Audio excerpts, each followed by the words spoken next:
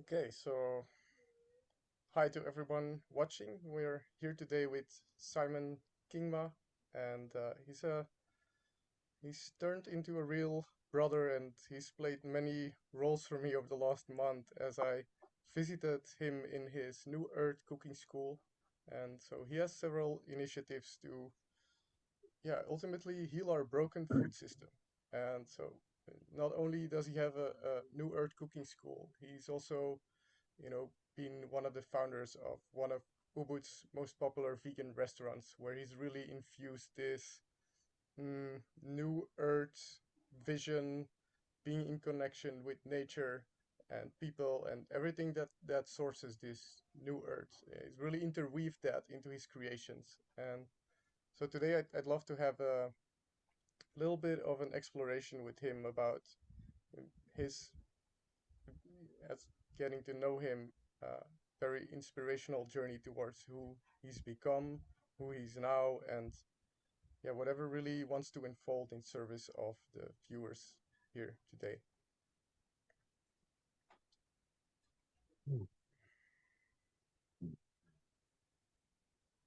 Thank you for sharing that, Bart. Yeah. And yeah, speaking of inspirations, perhaps I'll start as you invited me before we started this to share with how I ended up getting in contact with you. And so I Bali's been on my list for a long while to visit, and I had this opening to come to Bali, and I'm on a search. I'm on a search for living my highest excitement, my highest self in the world. And I was in Bali. I started feeling the vibration, but I felt still a lot of unclarity. So ended up deepening into meditation, and I ended up eventually after a month of swerving around and being sort of seduced by all the beautiful women and the workshops and all the things and realizing like wait, I'm actually here for something deeper. And so I end up in this meditation center in one of the valleys here in Bali, and I'm just meditating for 6 days straight, and I get more and more inspiration about ideas that want to come through me. Really sort of seeds are being planted. And there's one session I have where it's almost my orgasmic yes to life is coming true. And with that, this birthing of what wants to birth through me is coming as well, which is these ideas of, healthy, playful food. Um, and so like half an hour after that meditation, I see an image of my foods being displayed in one of the glass the glass what do you call it, the glass showcase in one of my favorite restaurants in Ubud, which is Simon's restaurant, so it's Zest Restaurant. And so I just had the intuition to just call him straight after that, and I did. And I ended up calling with him, and he told me that he actually has a cooking school, and he invited me the same day to come there. So I jumped on that inspirational flow and ended up for about a 3-week journey in his very transformational place, which is much more than a cooking school. And maybe you can share a little bit about what this place is, how it came to be, and yeah, anything else you feel like sharing about your initiatives.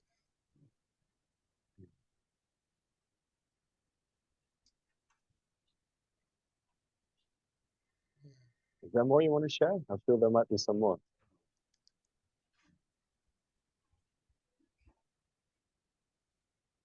Mm. So you spend a month in the school. It's true. You arrived literally. You jumped in a car and like you arrived maybe 10 or 11 in the evening at the school, right? Yeah. And quite frankly, the cooking school, the New Earth school.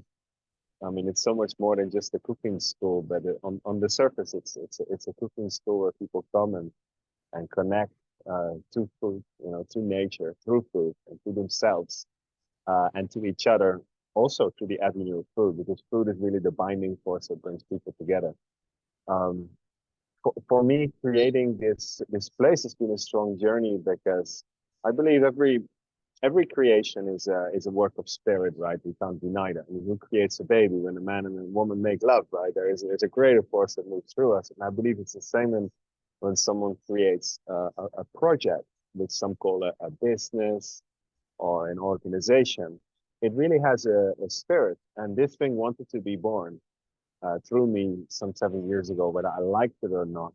It wanted to be born on a certain piece of land that carries a certain frequency in a certain location in Bali. And um, I just blindly um, gave birth to the thing, and I picked up the pieces along the way. And that's been a really brutal journey in many ways. And looking back, there are many things I would have done different and organized better, but it taught me a lot along the lines. And one thing is really important for me there, that everyone who believes they should come there is welcome there. It really has that energy. It's not conditional. It's not tied in to how, if or how much money they pay. It's really important. It's not an exchange. Someone coming there is an unconditional opportunity to connect to something beyond us, like the forces of nature, so to speak, spirit. Um, and on a human level, I have opened my heart and I've stretched my heart to an extent that I've been disappointed a lot, which has all helped me to become even more unconditional about what we're doing. Um, but the beauty is that every time, even though my mind has many reasons to say to someone, "I'll come another day" or something, "Look, I'm tired," there's always a greater calling beyond the mind that sort of whispers in my ear, like, "No, no, this has to happen now." And it was like that. I just finished a big project up in North Bali when I got your message, and I was tired and I was ready to go home, but I got your message, and it just felt right to say to you, "Come now." There was no question. And I'm saying that because I believe that we should never get caught up in self-importance and should always aim for this greater spirit that wants to dance through us. And it's for us to create the grounds for it. This is how we started sort of this conversation by saying, like, how can we pair our technology? How can we um, um, balance our nervous systems? How can we come into this sweet place, this sweet spot of human connection, so there's a greater force that can dance through us?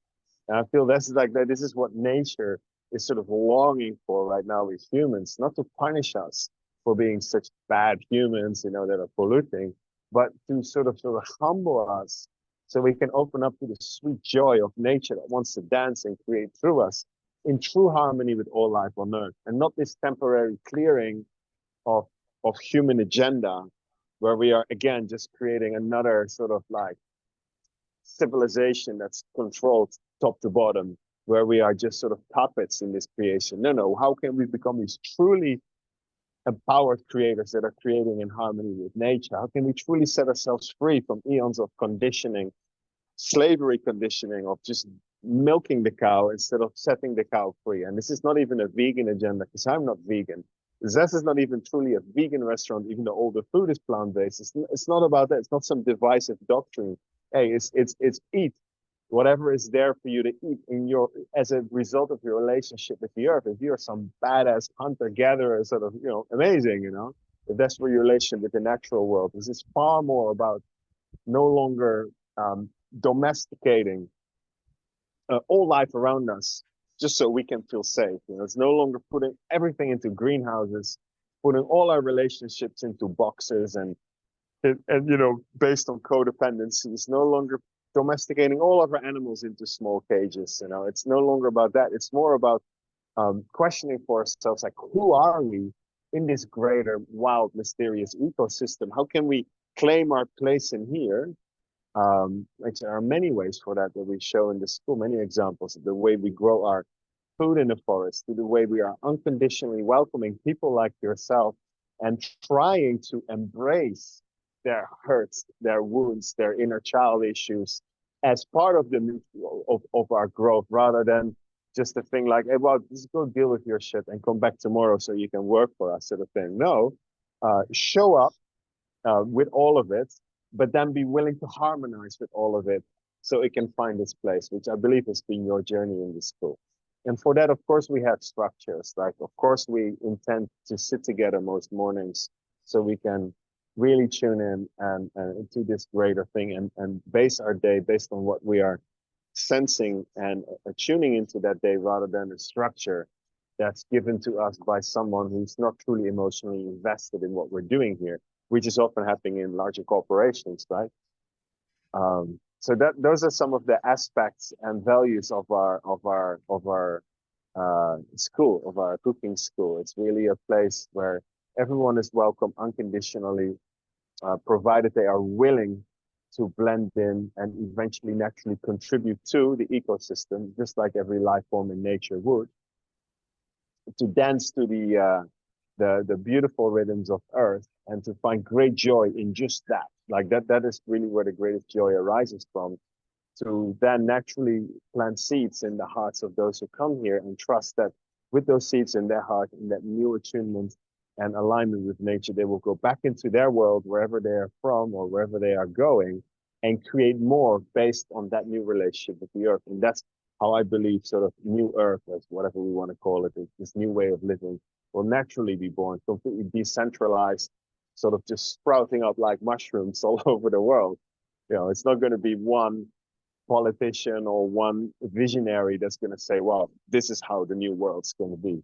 No, it's a collective effort of us collectively working through our separation and our traumas, harmonizing with ourselves, each other, and the earth, and trusting that the great forces of nature will guide us from there and inspire us from there to create the utmost beautiful and harmonized structures and creations that this planet is destined to, to home.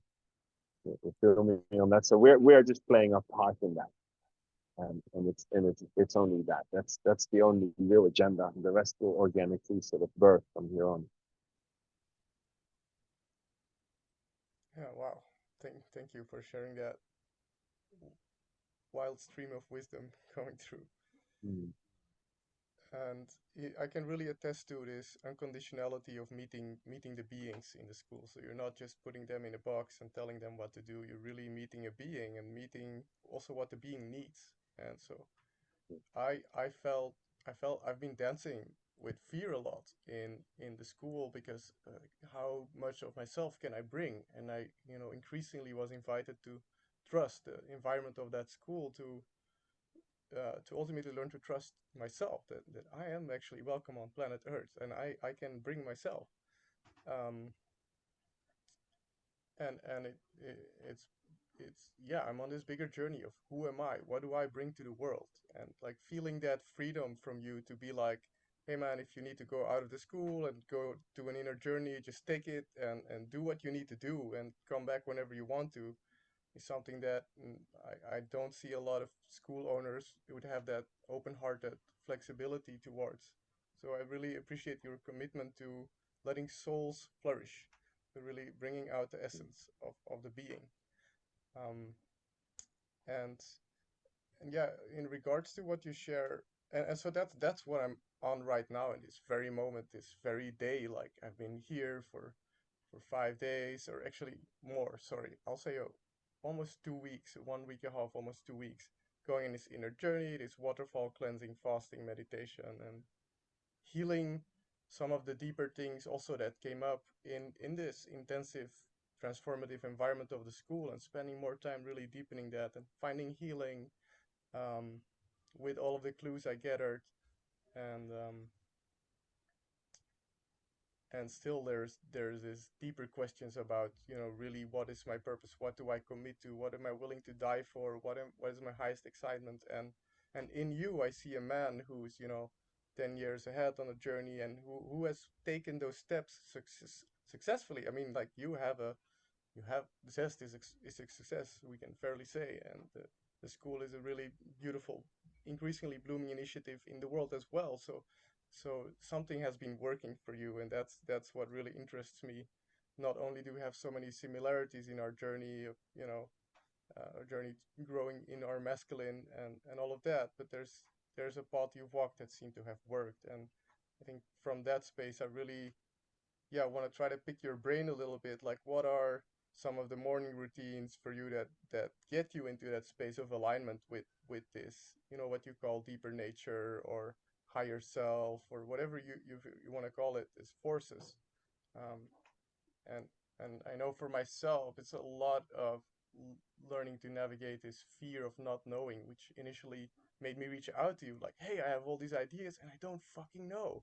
And I feel fear of Mm, being with this not knowing. And yeah, so this is a little bit what's alive for me around this topic, and I'm very curious if you could share what has worked for you, yeah, what continuously works for you, what you can share with others that works for you around this topic of, aligning with the higher self, surrendering, like all of this juicy stuff.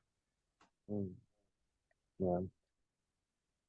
Um, just listening to you, um, like how do we measure success? I mean, that's something that is really important to address. Um, yes, Zest is a successful restaurant that I'm a part of. Obviously, uh, Pierre is the entrepreneur behind Zest, and he's very good at what he does.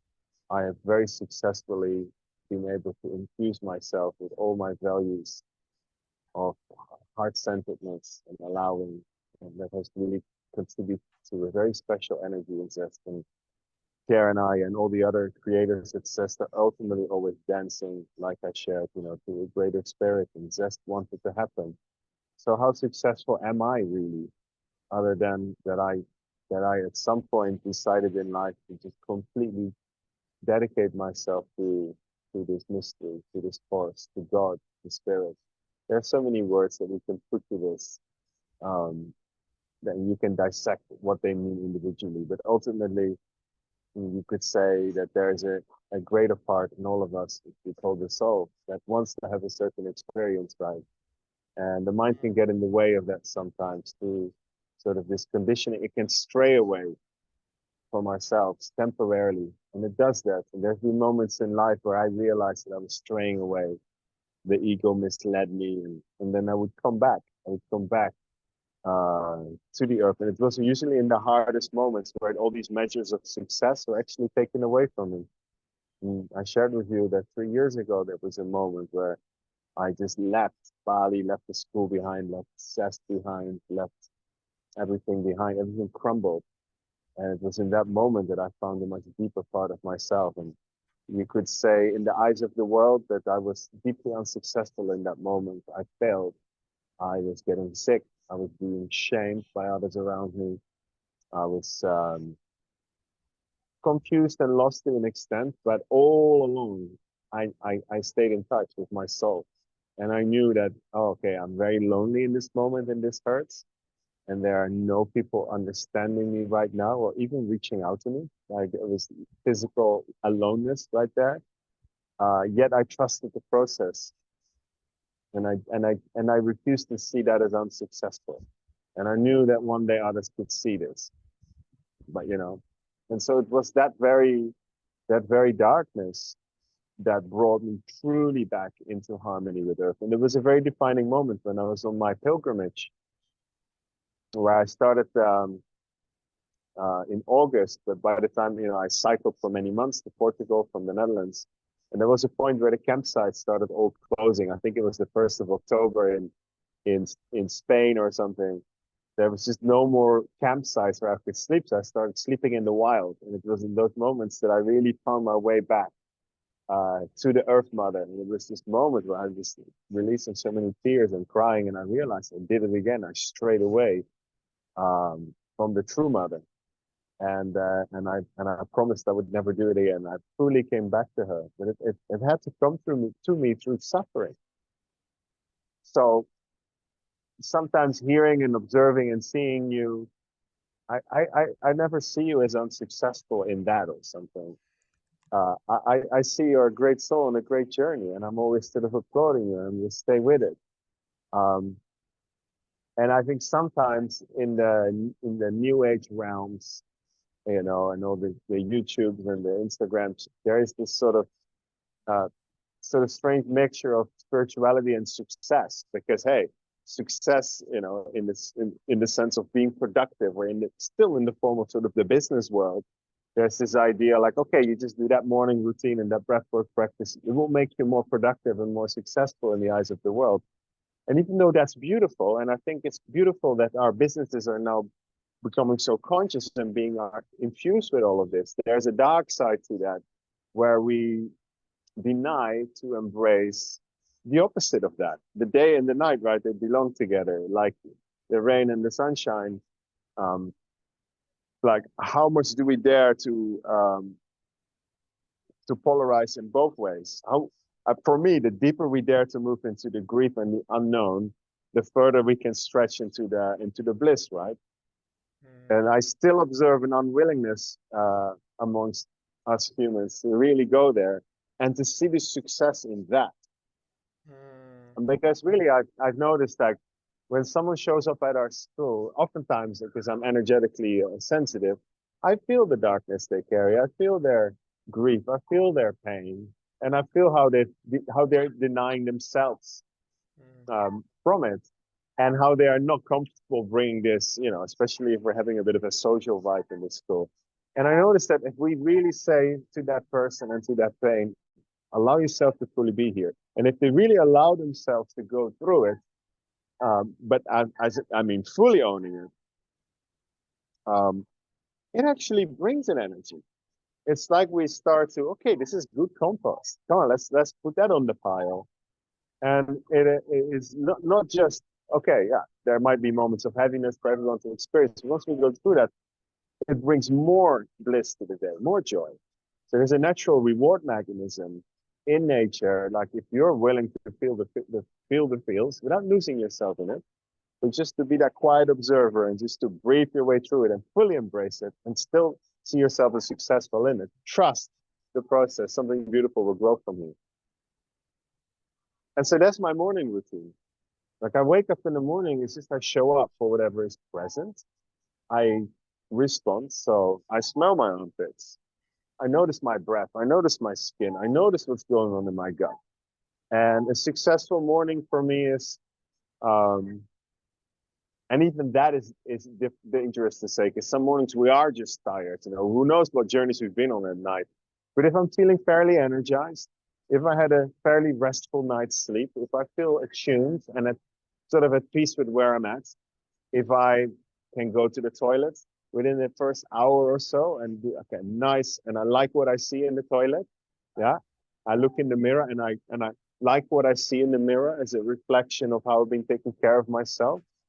And if I then ingest the things that my body truly needs, and I'm not using them to suppress whatever worry, fear, or emotion is under the surface, that's a good morning for me. And there are many things, of course, we can do in those mornings. And there are things that work for me, like a little meditation, a little breath work. They do work for me. But I don't want to talk too much about that because I think everybody knows by now, you know, or they can go and explore. Like when people ask me for recipes, I say, well, YouTube is full of amazing chefs that have the recipes, but I can show you the deeper what's underneath, why we cook what we cook, you know, which is more exciting for me. It's the same with this. So having the willingness to be, you know, to take time, a good 3 hours in my case, from 6 till 9, to really come into alignment and activate, and then get the day rolling. That's a good morning for me, and it can never go wrong. And just like the weather, some days are sunny and some days are cloudy. So what? A cloudy day is not a bad day. It's just a cloudy day. It has opportunities that a sunny day doesn't have, right? So, and some of us have to go through big storms in life. Yeah. Again, weather control has failed every great civilization and ended every great civilization. I wonder if we're in that point again, because the weather is the weather, and there's so much more intelligence in the weather patterns and the clouds than what we realize. You know, the whole microbiome moves through clouds. You know, isn't it fascinating? So how dare we um, trying to infuse those clouds with chemicals in order to control them and temporarily, you know, move rains to benefit our agriculture or whatever other agenda we have. Because there's such perfection in the weather patterns of nature. For me, trying to control weather is about almost controlling the earth mother as if she shouldn't have those emotions. And isn't that just how we treat our women and our own mothers and our own inner feminine, every human being alive? Somehow not trusting that this will all find a way to rebalance itself. Mm. Mm.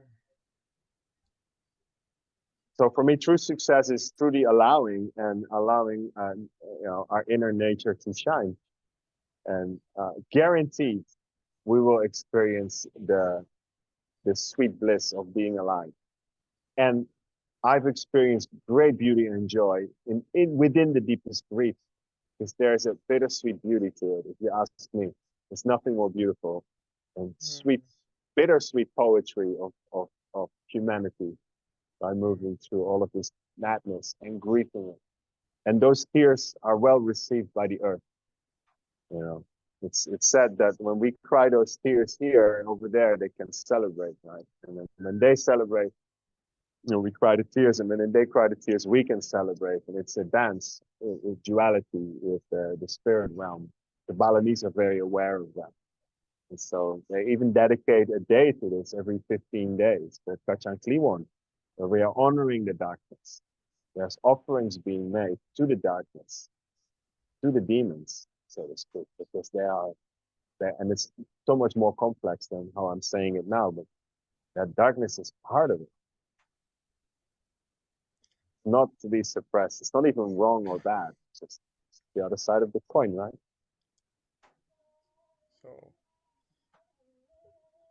wow. Thank you, Simon. So I see we're running out of our timer here. So I just wanna thank you for taking a stand for nature, and specifically today for letting letting her speak through you, and Mm. letting the wisdom streams come through you for whoever will be watching this video. And yeah, there's a possibility here for a part two, and we will see if we will edit this on later or not. But for now, this interview is over. So thank you so much, Let's Simon, do for let's do joining part me. two anytime. Okay, thank you, Thank you, brother. Bart. Mm. So